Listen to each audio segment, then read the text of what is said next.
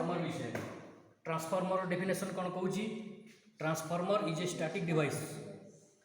Transformer is a static device for transforming electrical energy from one circuit to another circuit. ये transformer को static device कहीं कहला कहीं ना एथिरे कौन सी प्रकार रोटेटिंग पार्ट्स नहीं।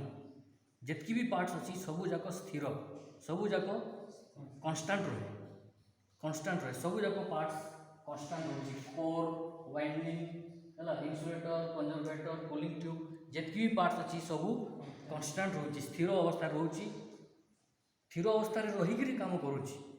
तेणुक मेसीन को किंबा ट्रांसफार्मर को स्टैटिक डिवाइस कहवा। बुझी?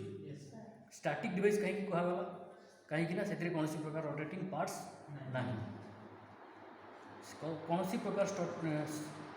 प्रकार रोटेटिंग पार्ट्स न जगू ताकू स्टैटिक डिवाइस कहगला। एवं सेकेंडरी तार काम कौन? Transforming electrical energy from one circuit to another circuit.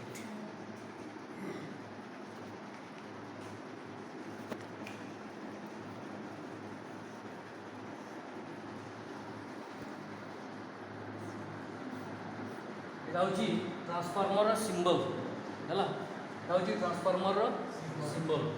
तो ये जो ट्रांसफार्मर वो दुईटा कॉइल रही, केटा कॉइल रही? गोटे ट्रांसफार्मर रे दुईटा कॉइल थाए, गोटे हूँ प्राइमरी वाइंडिंग आ गोटे हूँ सेकेंडरी वाइंडिंग। जो साइड आम सप्लाई देवा से साइड को कह जाए प्राइमरी वाइंडिंग और जो साइड आम सप्लाई नहीं था कह सेकेंडरी वाइंडिंग। तो primary windings more number of turns thin weight एवं secondary winding less number of turns एवं थिक वेट। तो ये हूँ गोटे step down transformer. Step down transformer कौन कर वोल्टेज को स्टेप डाउन कर, वोल्टेज को स्टेप डाउन कर।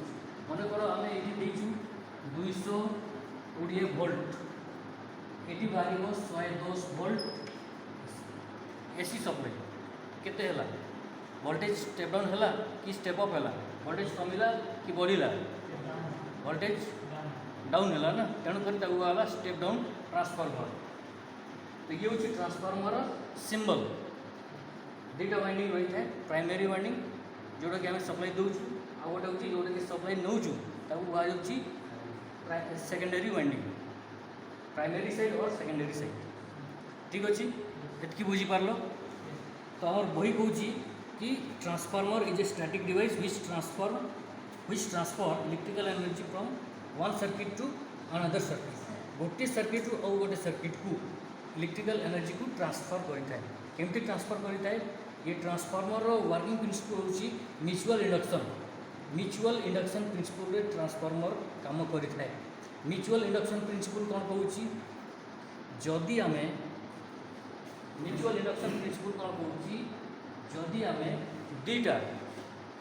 दुईटा कॉइल को जदि face to face each other रखा, फेस टू फेस देख ये दुईटा कॉइल रखाई फेस टू फेस मुई कि नहीं, फेस टू फेस रखा जाए। जदि दुईटा कॉइल को फेस टू फेस रखा जाए एवं जेकोसी दुईटा कॉइल रु जेकोसी फास्ट कॉइल को सप्लाई दि जाए है, या सप्लाई दिगला फास्ट कॉइल को जो सप्लाई दि जाऊँगी। तो से कौन हो फास्ट कॉइल तार निजर मैग्नेटिक फ्लक्स प्रोड्यूस करुच्ची, तार निजर मैग्नेटिक फ्लक्स प्रोड्यूस करुच्ची। जेहेतु से आयरन कोर उपरे वाइंडिंग कराई मैग्नेटिक फ्लक्स क्रिएट होची, मैग्नेटिक फील्ड क्रिएट है, मैग्नेटिक फ्लक्स बाहरला और magnetic flux north pole to south pole move करुच्ची। मैग्नेटिक फ्लक्स कौन करुच्ची? नॉर्थ पोल रु साउथ पोल मूव करुच्ची। तो साउथ पोल को जो मूव करुच्ची, नॉर्थ पोल रु साउथ पोल को जो मूव करुच्ची गति करुच्ची, तो सही रास्ता कौन अच्छी आउ गोटे सेकेंडरी वाइंडिंग रे रखाई। तो सेकेंडरी वाइंडिंग रे से फ्लक्स गुड़ाक लिंक कर सेकेंडरी वाइंडिंग रे magnetic lines of flux link करने द्वारा ईएमएफ इंड्यूस्ड होची। तो यह हूँ आमर म्यूचुअल इंडक्शन प्रिंसिपल। आउ थे कहूँ कि जदि आम दुईटा कॉइल को दुईटा वाइंडिंग को फेस टू फेस रखा एवं फास्ट कॉइल रे सप्लाई देला फल फास्ट कॉइल कौन करुँच तार magnetic field magnetic flux produce कला और से मैग्नेटिक फ्लक्स जाकि अन्य कॉइल सेकेंड कॉइल लिंक करने फल कौन हो सेकेंड कॉइल ईएमएफ प्रोड्यूस